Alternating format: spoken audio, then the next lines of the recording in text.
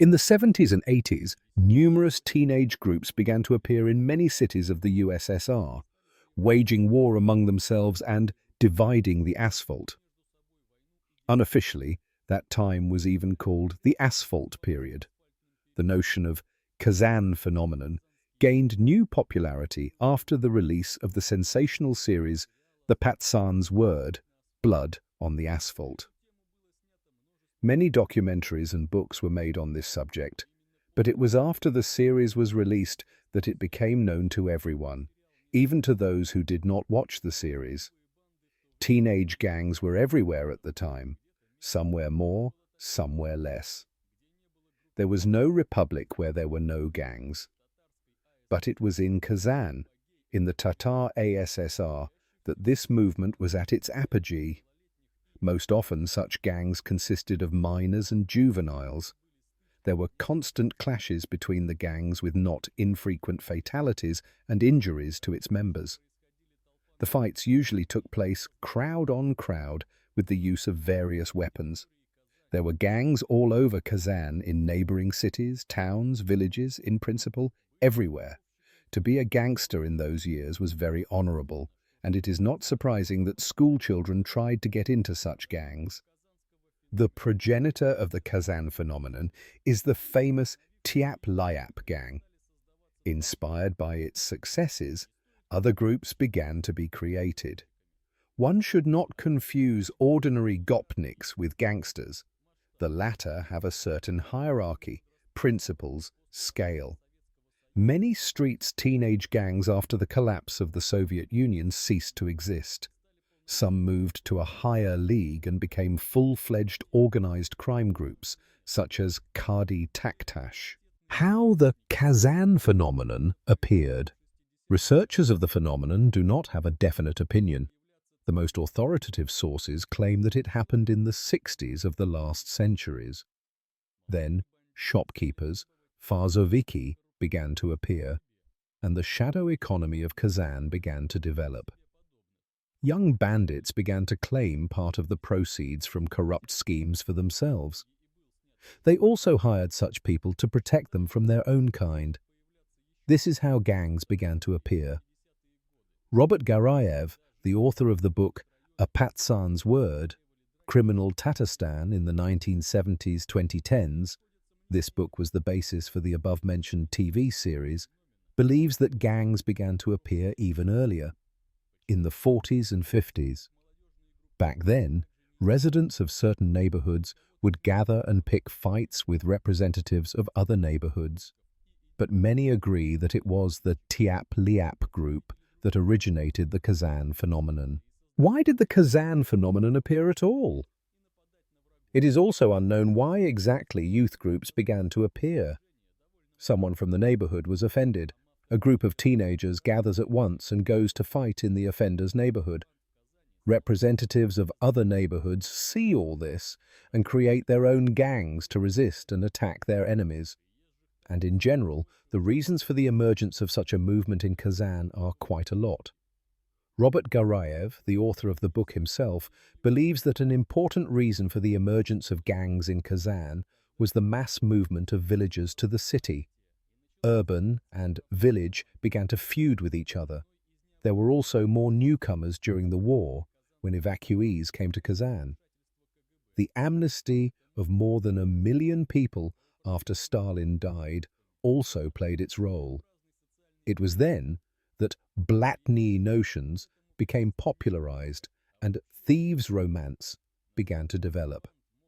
One of the unusual and interesting reasons for the emergence of the Kazan phenomenon is the interference of the KGB. It could have been a project of special services to manage youth groups as well as a kind of social experiment. There is also an opinion that not the KGB, but the CIA in general was involved. The criminal world could have also pushed the creation of gangs. Experienced criminals could push teenagers to various crimes, preparing their replacements. This is confirmed by the fact that some gangs were supervised from the zone. Groupings. In the 80s, The USSR Ministry of Internal Affairs reported that Kazan was home to about 90 groups of various sizes. Some gangs could be as large as 400 people. In 1986, the police even compiled lists of participants. At that time, about 3,500 people were recorded. It is quite likely that the numbers are understated in order not to shock the public.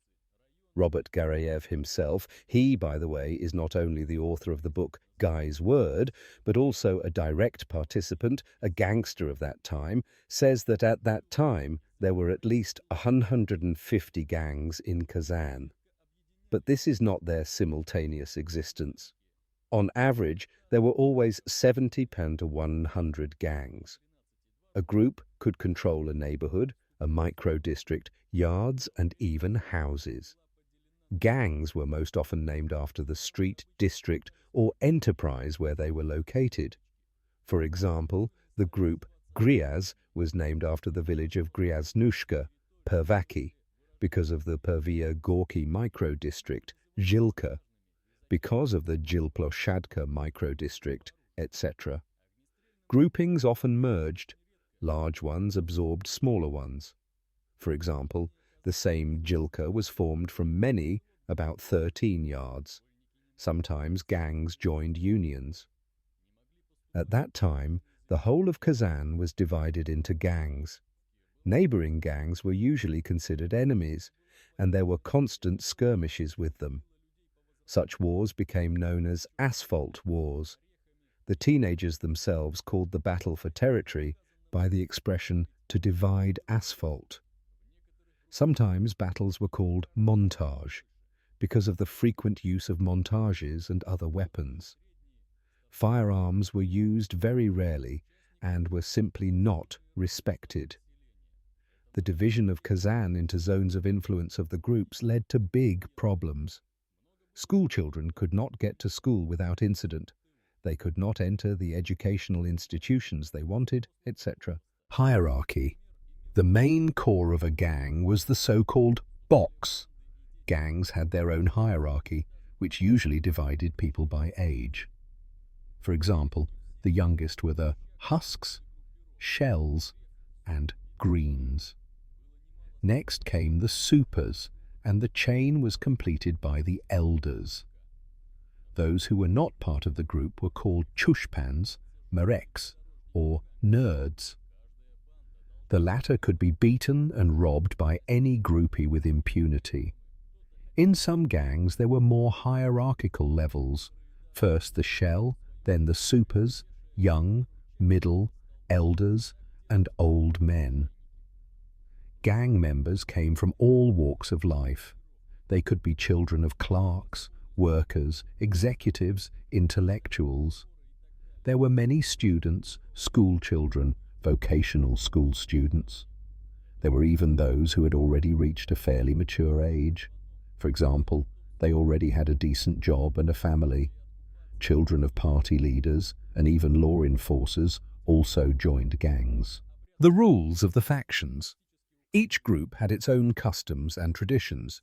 Practically everyone collected common stock for the needs of the group, warming to the zone, etc. There were many cases when gang leaders bought luxury cars for themselves at the expense of the common fund. For example, it was the Pervoyrovsky gangs that started to have yellow Hummers SUVs. Each gang had to distinguish itself in some way. Some wore only tracksuits, some wore identical hats and hairstyles.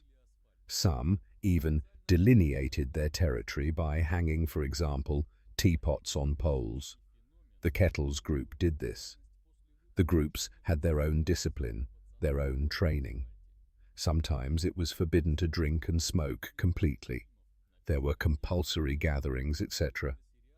It was possible to leave the group. It was called kicking out.